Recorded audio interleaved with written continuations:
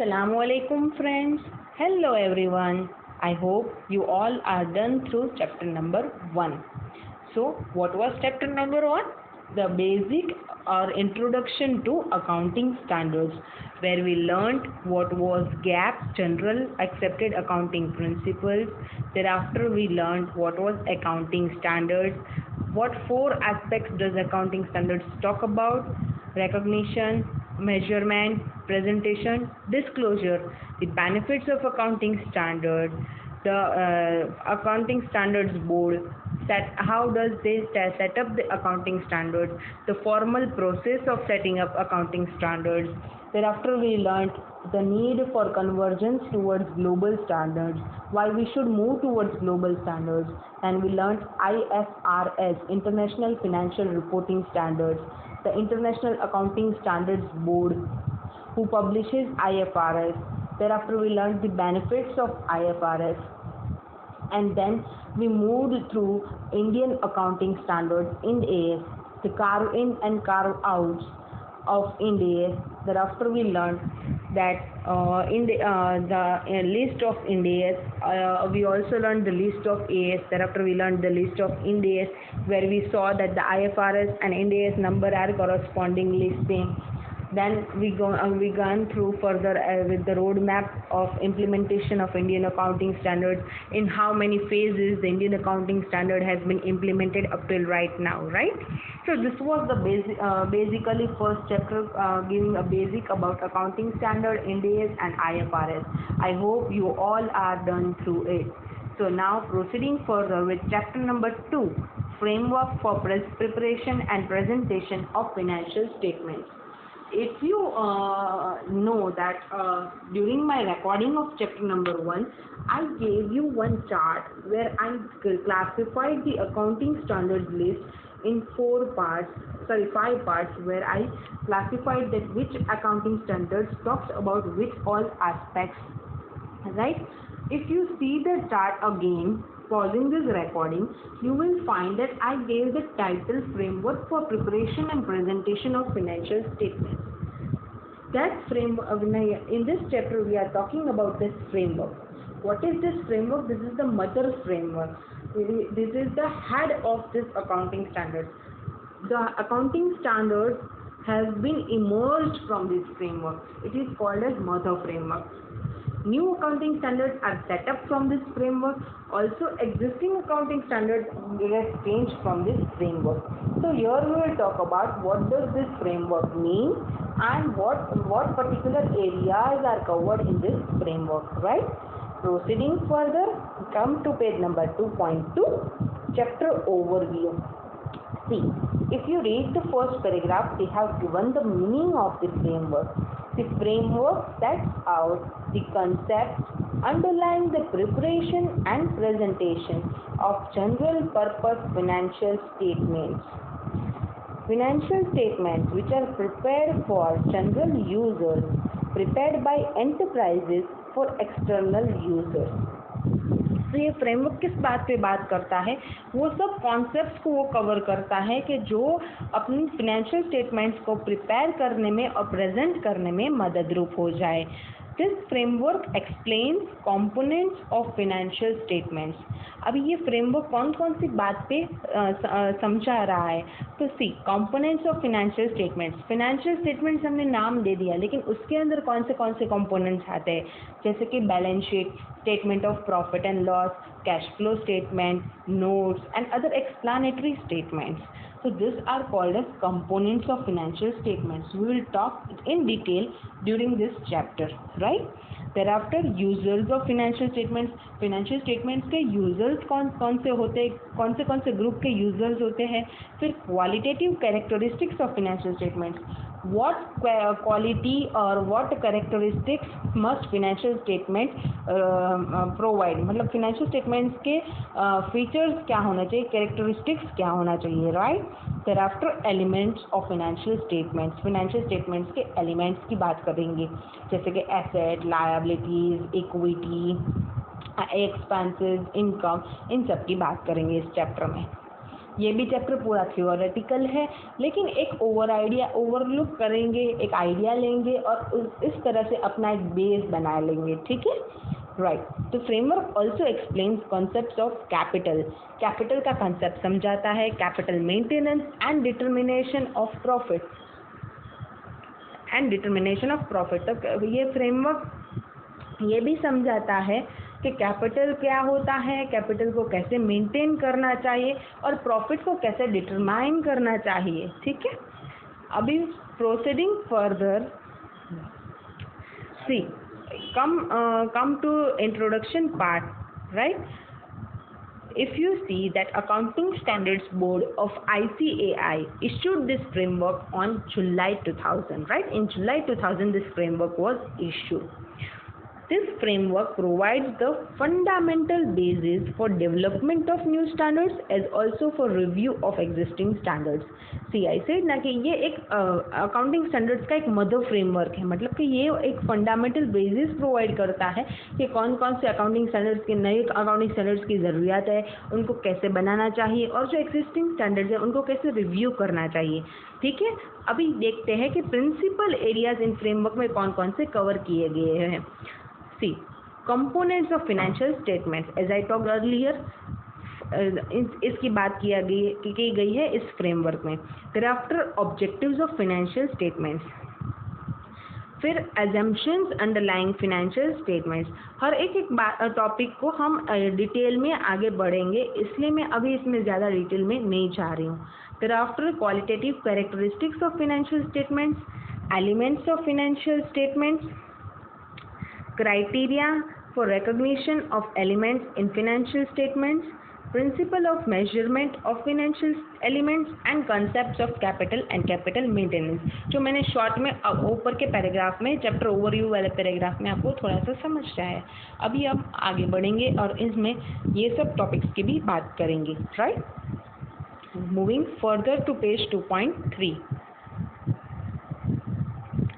ना purpose of the framework का हेतु क्या है, right. Framework sets out the concepts underlying the preparation and presentation of general purpose financial statements prepared by enterprises for the external users।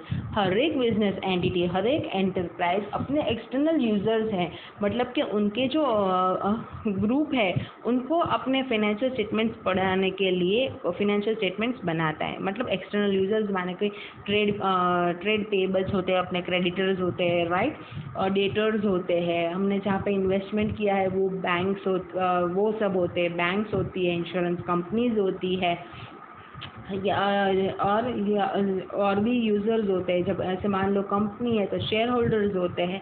तो ये सब external users को आपके फाइनेंशियल स्टेटमेंट समझ में आए उसके लिए आपको उसका प्रिपरेशन और प्रेजेंटेशन अच्छे से करना होगा, और उनको अच्छे से बनाने के लिए ये जो कॉन्सेप्ट आपको यूज़ करना है वो ये फ्रेमवर्क प्रोवाइड करेगा, ठीक है। अभी enterprises in preparation of their financial statements, अभी मेन पर्पस उनका बताते हैं कि वो ये फ्रेमवर्क कौन कौन सी चीज़ में आपको असिस्ट करेगा, मतलब कि हेल्प करेगा। It will assist enterprise in preparation of financial statements in compliance with accounting standards and dealing with topics not yet covered by any accounting standards. अभी ये फ्रेमवर्क है वो आपको मदद रूप करेगा, अपने फाइनेंशियल स्टेटमेंट्स को ऐसे प्रिपेयर करेंगे कि आप अकाउंटिंग स्टैंडर्ड के अकॉर्डेंस में उनको प्रिपेयर करें, तो वो उस तरह से बनाने में आपको हेल्प करेगा। और जहाँ पे अकाउंटिंग स्टैंडर्ड में कोई बात रह गई हो तो वो टॉपिक्स को भी कवर करेगा और यहाँ पे डील करेगा, ठीक है। फिर वो हेल्प करता है अकाउंटिंग स्टैंडर्ड्स बोर्ड को किस तरह से इन task of development and review of accounting standards. मैंने आपको बोला नए अकाउंटिंग स्टैंडर्ड्स को की ज़रूरत हो वो यहाँ से पता चलता है। फिर एग्जिस्टिंग स्टैंडर्ड्स को रिव्यू कैसे करना वो भी ये फ्रेमवर्क हेल्प करता है, ठीक है। फिर it assist accounting standards board in promoting harmonisation of regulations accounting standards and procedures. अभी ये बोर्ड को कैसे हेल्प करेगा, हार्मोनाइजेशन, मतलब कि जो भी अलग अलग रेगुलेशंस है, अकाउंटिंग स्टैंडर्ड्स है, डिफरेंट अकाउंटिंग प्रोसीजर्स है, इन सब को मर्ज करके एक तरफ हार्मोनाइज करके कैसे अपने फिनेंशियल स्टेटमेंट्स को प्रिपेयर करना, वो ये काम करेगा। तो अकाउंटिंग स्टैंडर्ड्स बोर्ड को वो हेल्प करेगा कि ये सबको हार्मनी में ला के एक तरह से बनाओ, ताकि जो बनाने वाले फिनेंशियल स्टेटमेंट्स को बनाने वाले हैं उनको कोई दिक्कत ना आए। हर चीज़ अलग अलग तरह से होगी, हर प्रोसीजर्स अलग तरह से बताया होगा, डिफरेंट रेगुलेशंस होंगे, तो बनाने वाले भी कंफ्यूज हो जाएंगे, यूजर्स भी कंफ्यूज हो जाएंगे, and all will follow other treatments that will not bring uniformity in financial statements. अभी auditor, it will also help auditors in forming opinion whether financial statements conform to accounting standards. Framework auditors को भी help करता है, कैसे कि आपको पता चलेगा कि क्या फिनेंशियल स्टेटमेंट्स अकाउंटिंग स्टैंडर्ड्स के अकॉर्डेंस में बने हुए हैं या नहीं। आपको ओपिनियन देना होता है कि whether your financial statements are in conformance with the accounting standards. Thereafter, framework also helps users in interpretation of financial statements. Framework एक पूरा समझाता है कि यूजर्स को फिनेंशियल स्टेटमेंट्स को किस तरह से इंटरप्रेट करना है। मैंने जैसे बताया पहले कि फ्रेमवर्क में क्या क्या कवर है, कंपोनेंट्स ऑफ फिनेंशियल स्टेटमेंट्स, फिर उसमें क्या क्या एलिमेंट्स है फिनेंशियल स्टेटमेंट्स, उन सब की बात की है। तो इस तरह से यूजर्स फिनेंशियल स्टेटमेंट्स को अच्छे तरह से इंटरप्रेट कर पाएंगे। Okay, thereafter, status and scope of the framework. Framework applies to general purpose financial statements, herein thereafter referred to as financial statements, usually prepared annually for external users by all commercial, industrial and business enterprises, whether in public or private sector. अभी ये किसको apply होगा, जो भी financial statements बना रहे हैं year and पे हर कोई एक्सटर्नल यूजर्स के लिए, चाहे वो कमर्शियल हो, बिजनेस मैन्युफैक्चरिंग हो, इंडस्ट्रियल हो, पब्लिक सेक्टर में हो या प्राइवेट सेक्टर में, वो सबको हेल्प करता है। ठीक है, अभी वो क्या, उसके स्कोप के बाहर की कौन सी चीज़ है, स्पेशल पर्पस फाइनेंशियल रिपोर्ट्स। कोई भी मान लो कि कोई स्टैच्यू है, इंश्योरेंस है, बैंक है, वो अपने रेगुलेशंस के मुझे अपने बोलते हैं कि ये रिपोर्ट्स आप बनाओ। तो जब वैसे रिपोर्ट स्पेशल पर्पस रिपोर्ट्स बनाने के होते हैं तो वो ये फ्रेमवर्क उनको बनाने में हेल्प नहीं करता है, that is outside the scope of framework. यहाँ पे एग्जांपल दिया है, competition prepared for tax purposes. अगर टैक्सेशन के लिए भी आपने कोई भी स्टेटमेंट्स बनाए हैं, रिपोर्ट्स बनाए, so that will not be prepared in accordance with this framework. ये फ्रेमवर्क उनको बनाने में हेल्प नहीं करेगा, because they are special purpose framework. Here the framework is talking about the general purpose financial statements, right? So this will be outside the scope of framework.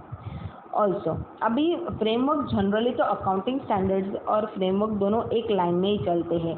They are nothing there will be कि कोई conflict आए। लेकिन अगर कोई conflict आ जाए कि accounting standards कोई और बात कर रहा है, फ्रेमवर्क कोई और बात कर रहा है एक ही टॉपिक पे, then how to deal with it, accounting standards will override the framework। मतलब कि you will have to follow accounting standards and leave the framework। accounting standards will prevail over the framework, right?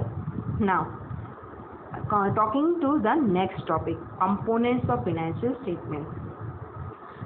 तो हमने क्या पढ़ा कि general purpose framework क्या है, कब इस्टेब्लिश किया गया, कौन से उनके प्रिंसिपल एरियाज है, the purpose of this framework and the scope of the framework. Now proceeding further to the principal areas that are covered in this framework.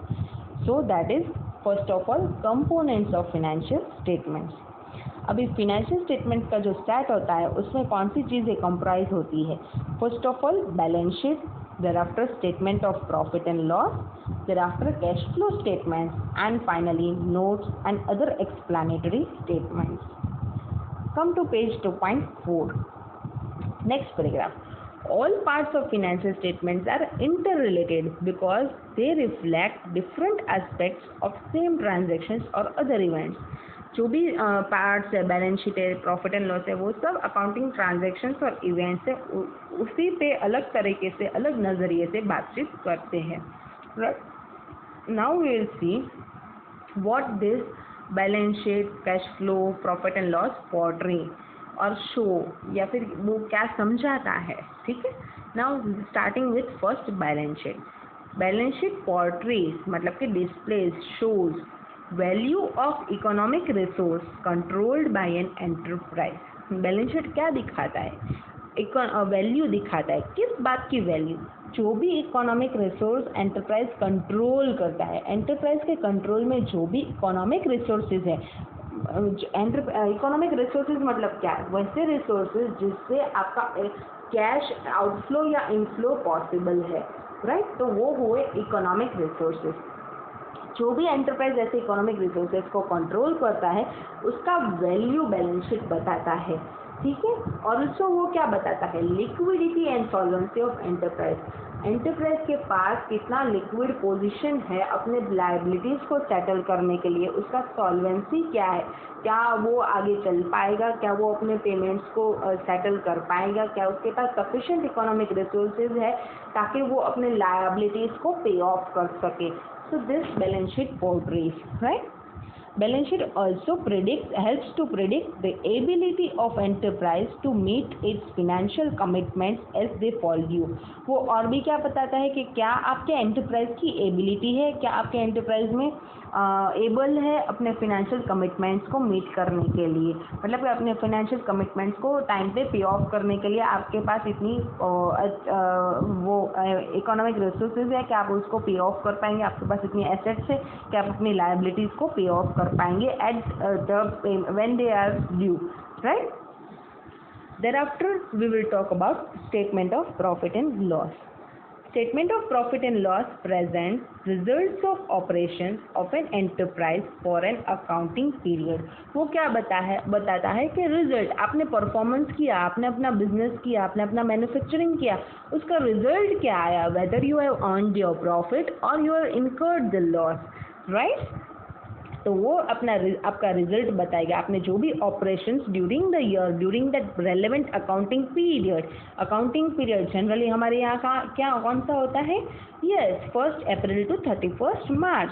तो वो आपके अकाउंटिंग पीरियड में जो आपने ऑपरेशंस किए हैं उनका रिजल्ट डिस्प्ले करता है, right. It depicts the performance of enterprise in terms of profitability.